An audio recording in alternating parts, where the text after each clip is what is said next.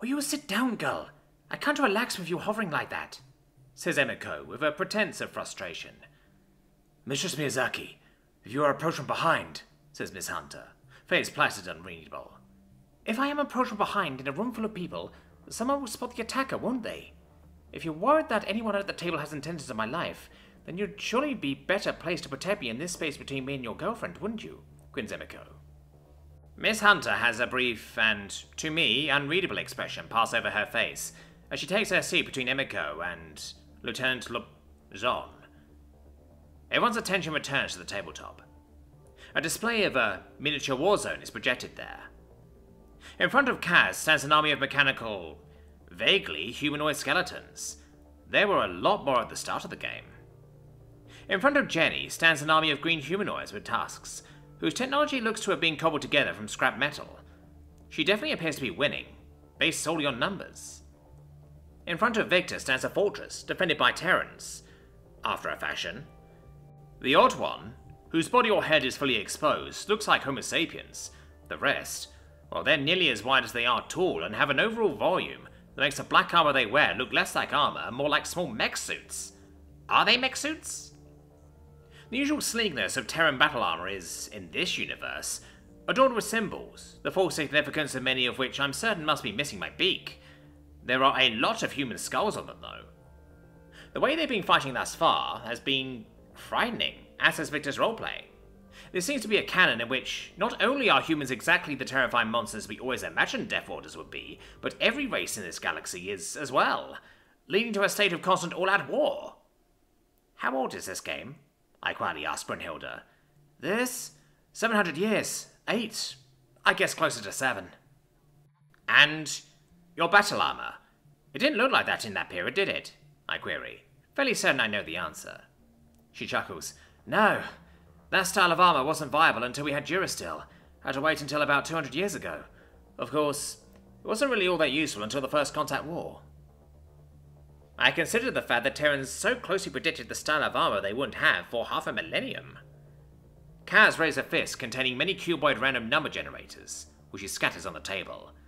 She enters a command I don't fully comprehend with a stony face, though unlike the unreadable expression that Miss Hunter always wears, I can see furious calculation going on behind her eyes. Her gleaming steel skeletons advance on Jenny's army of monsters and fail to have much effect. Crush them all! Screams Jenny, rolling her Qs while role-playing the personality apparently assigned to her faction. Indeed, her roles allow her to finish the last of Kaz's forces. Kaz throws up her arms and says, "This game is impossible. How are you meant to win?" Having been dropped the ice-cold silence that was her roleplay. "Been better," says Jenny, not dropping her facade. This causes Kaz to screw up her eyes and purse her lips in a mocking expression. It's Victor's turn, and, affecting a sophisticated manner of speech that is translated to make him sound like the son of a clan mother, though with harshness and aggression that I'm sure no clan mother's progeny has ever had, and using his holopad hung at his neck, and a voice changer to give his voice a gravelly, garbled, robotic quality, says, "Sons of daughters of the Imperium, forgive me that I must order you to waste ammunition against the worthless bodies of these Xeno scum. Those who would dare defile our holy city must have their carcasses cast from its walls. This is our city. This is our world. Cry it out so the bastards in orbit will hear our fury. Glory to the God Emperor!" He casts his randomizers and then screams, "Fire!" immediately followed by his forces unleashing a withering volley against Jenny's. About a quarter of her remaining monsters are felled by Victor's attack, but she still outnumbers him. It being her turn now, she releases her chance pieces and smarts before entering a command that sees Victor's walls scaled and troops massacred in bloody hand-to-hand. "Wah!" she screams as his troops are hacked apart by hers. Her turn ended, Victor looks certain to have lost, only having a handful of troops remaining, entirely surrounded by Jenny's green, tusked monsters. With no roleplay this time, he scoops up his cubes and drops them before a sinister smile adorns his face. "Exterminatus," he says, now affecting somber disconsolation. Shock breaks over my face as the arena is engulfed in vicious explosions. When the firestorm is cleared, it reveals no surviving troops of any faction. Victor throws up his hands in triumph. "I am undefeated!"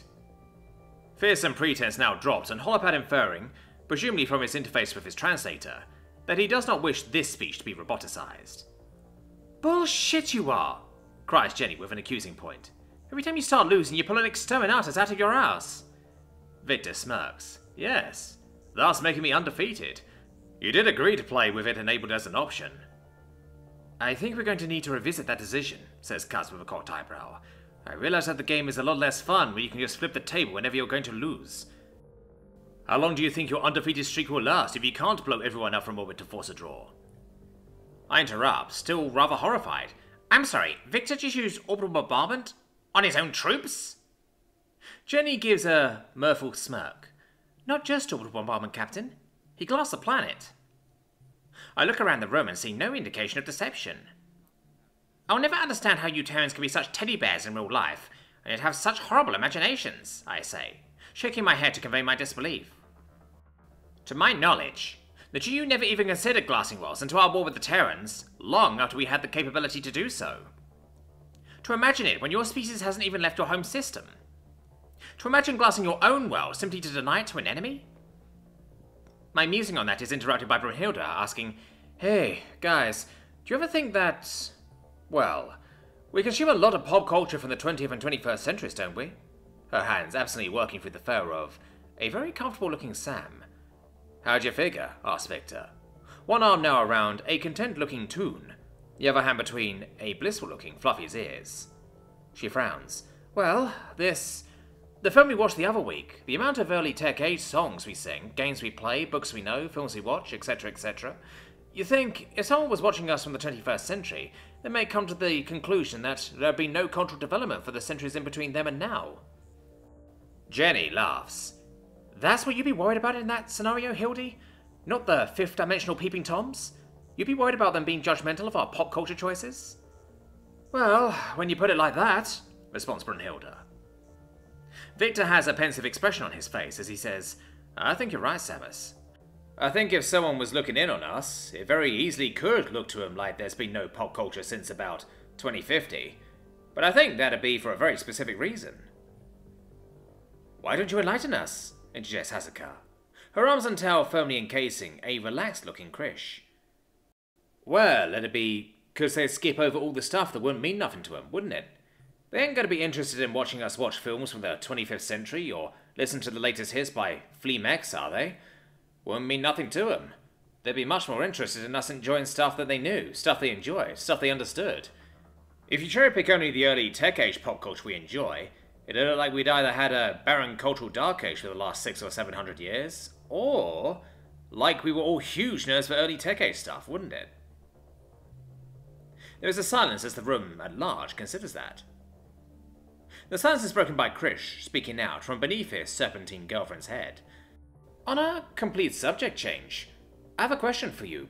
I'd really prefer not to call you Mistress Miyazaki. Emiko smiles. You can call me Emiko. I keep telling this one to call me that, but she insists on maintaining a professional relationship with me, she says, indicating Miss Hunter. I've never been particularly in love with being Mistress Miyazaki either. What's your question, young man? I was just wondering about the planet. From the sounds of it, they haven't even developed radio transmissions yet.